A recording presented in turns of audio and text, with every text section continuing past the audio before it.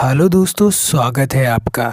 आज हम बात करने वाले हैं एक महान शख्सियत की, जिसका नाम ही काफ़ी है, जिसको आप बहुत कम ही जानते होंगे। फौजी मेहर सिंह। जी हाँ, आज हम बात करने वाले हैं एक फौजी मेहर की। तो चलिए बिना किसी देरी के शुरुआत करते हैं हमारा आज का वीडियो। हेलो दोस्तों, मेरा नाम है कामेश योगी और आप देख रहे हैं इंटरनेशनल बायोग्राफी। जाट मेहर सिंह का जन्म आर्मी रिकॉर्ड के अनुसार 15 फरवरी 1915 को श्री नंद राम दहिया जी के घर में रोहतक के बरोड़ा गांव में हुआ था, जो अब से सोनीपत जिले में पड़ता है। इनके परिवार में पिता नंदराम व माता भरता देवी के अलावा 3 भाई बहन और थे। सबसे बड़े मेहर सिंह इनके बाद मांगे राम जी, जो बाल्यकाल में ही भगवान को प्यारे हो गए। फिर सहोजो देवी, जिनकी बहन थी। इनके बाद भूप सिंह और कंवर सिंह थी। भूप सिंह और कंवर सिंह जी की वंशावली आगे चली हुई है, जबकि मेहर सिंह जी की कोई संतान नहीं थी, क्योंकि वह शादी के बाद एक बार ही अपनी पत्नी से मिल पाए थे, क्योंकि उन्होंने अपना ज़्यादातर जीवन फौज में ही बिताया था। मेहर सिंह के पिता एक छोटे से किसान थे। अपने घर के हालातों की वजह से केवल तीसरी क्लास तक ही स्कूल जा पाए थे। स्कूल छूटने के बाद में मेहर सिंह को पशु चराने में लगा दिया गया। तो मेहर सिंह पशु चराते समय रागिनी गाया करते थे। उनके दोस्तों को और बड़े बुजुर्गों को उनका गायन बहुत अच्छा लगता था। फौजी मेहर सिंह को बचपन से ही रागिनी लिखने और गाने का बहुत शौक था। एक बार बरोड़ा गांव में पृथ्वी सिंह बेड़क, जो आर्य समाज के कवि थे, आए हुए थे। तो उन्होंने गांव वालों से पूछा कि क्या आपके गांव में कोई अच्छी रागिनी गाने वाला है। तो गांव वालों ने मेहर सिंह को लेकर आए। तब वह मात्र 11 साल के थे। तो पृथ्वी सिंह जी बोले, यह तो बच्चा है, क्या रागिनी गाएगा।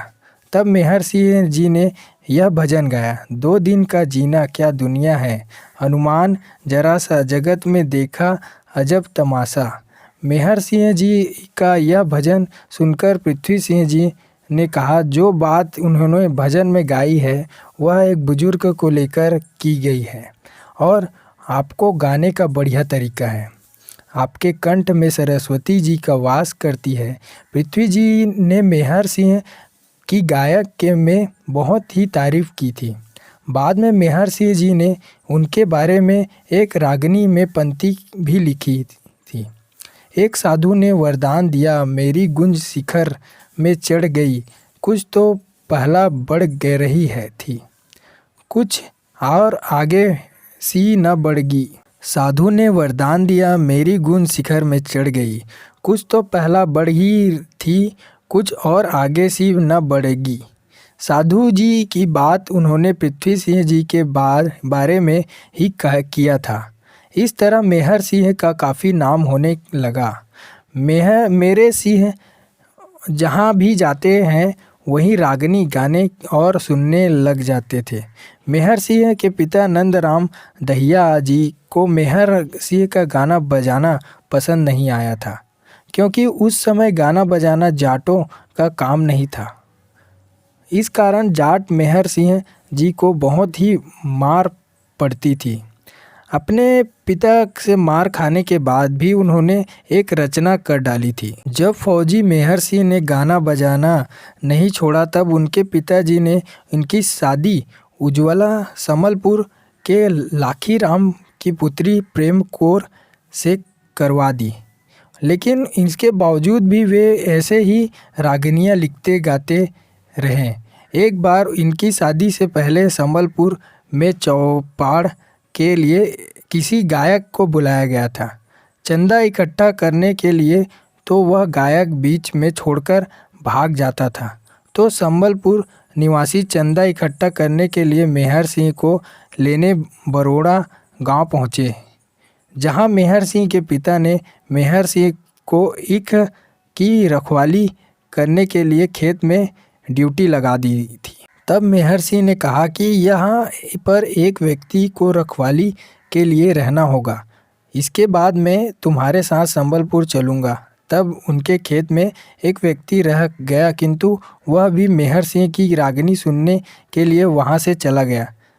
जब मेहर सिंह वापस अपने खेत में आए तब उन्होंने देखा कि जानवरों ने उनकी ईर्ख को तहस नहस कर दिया है, जिस पर उन्हें बहुत ही मार पड़ी थी। मेहर सिंह के पिता ने मेहर सिंह को इनकी इच्छा के विरुद्ध सितंबर 1936 को British army Jat regiment 6 guard Bareilly centre में भर्ती करवा दिया और इनकी ज्वाइनिंग जनवरी 1937 को हुई थी।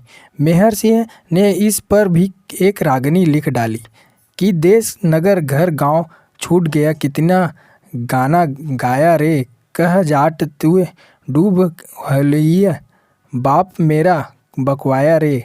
मेहर सिंह के पिता को लगा था कि आर्मी में जाने के बाद यह रागनी गाना छोड़ देगा, लेकिन यहाँ तो इनका लेखन और गायन और भी ज़ोरों शोरों से चलने लगा, क्योंकि इनकी रागनियों को बहुत लोग सभी पसंद करते थे और अब इन्हें डांटने के लिए पिता भी नहीं थे। आर्मी में ही उन्होंने घड़े पर आर्मी के पुराने टैंकों की टीप बांधकर घड़ा बजाने का आविष्कार किया।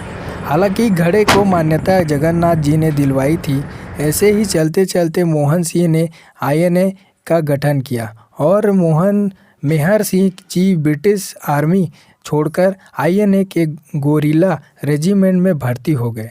यहाँ उन्होंने रागनी गाई, नीचे चले टैंक करियर, ऊपर जहाज हवाई मुद्दे पड़ गोली मार, आओ याद लुगाई। फौजी मेहर सिंह जी ने अपना गुरु लक्ष्मीनंद जी को माना था। एकलव्य और द्रोणाचार्य की तरह ही मेहर सिंह जी लक्ष्मीचंद की भाषा शैली, बनावट, लेखन शैली, गायन शैली से प्रभावित थे। इसी प्रभाव में मेहर सिंह ने लक्ष्मीचंद को अपना गुरु मान लिया था।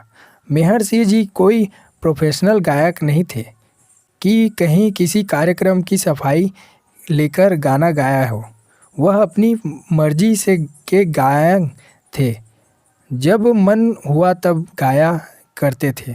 फौजी मेहर सिंह को सपनों का कभी भी कहा जाता था, क्योंकि वह जो सपनों में देखते थे वह लिख डालते थे, इसलिए उनकी सपनों पर बहुत सारी रागनियाँ हैं। मेहर सिंह ने लगभग 450 के करीब रचनाएं की, जिसमें 13 किस्से पूरे हैं, जैसे पद्मावत, अंजना, पवन, सत्यवान, सावित्री, वीर, हकीकत, राय, और उन्होंने 60 के आसपास रचनाएं देशभक्त की है।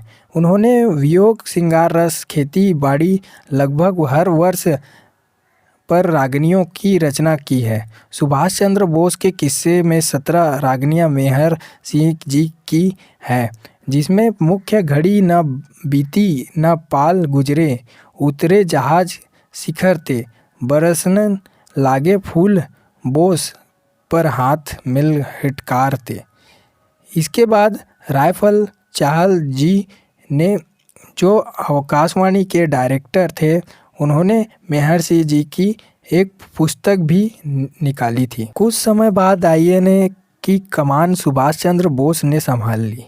ऐसे ही चलते चलते 1995 में द्वितीय विश्व युद्ध के दौरान आज़ाद हिंद फौज की तरफ से लड़ते हुए उनको गोली लगी और बाद में अस्पताल में उन्होंने दम तोड़ दिया। लगभग 27 साल की उम्र में वे देश के लिए शहीद हो गए थे। फौजी मेहर सिंह एक अच्छे देशभक्त होने के साथ साथ अच्छे कवि भी थे और उनकी रागनियाँ आज भी सुनते हैं और सदियों तक सुनाते रहेंगे। और इसलिए हर साल 15 फरवरी को उनकी याद में उनके गांव बरोड़ा में एक रागनी कंपटीशन करवाया जाता है। तो दोस्तों, कैसा लगा आपको फौजी मेहर सिंह की बायोग्राफी? हमें कमेंट करके ज़रूर बताएं और ऐसे फौजी के लिए एक लाइक और सब्सक्राइब तो बनता है। तो प्लीज़ हमारे चैनल पे नए हो तो सब्सक्राइब कीजिए ताकि हमें आगे बढ़ने का मौका मिले, और ऐसे ही मोटिवेशन बायोग्राफी देखने के लिए हमारे चैनल पे बने रहें। तो मिलते हैं नेक्स्ट जीवन में। आज के लिए धन्यवाद।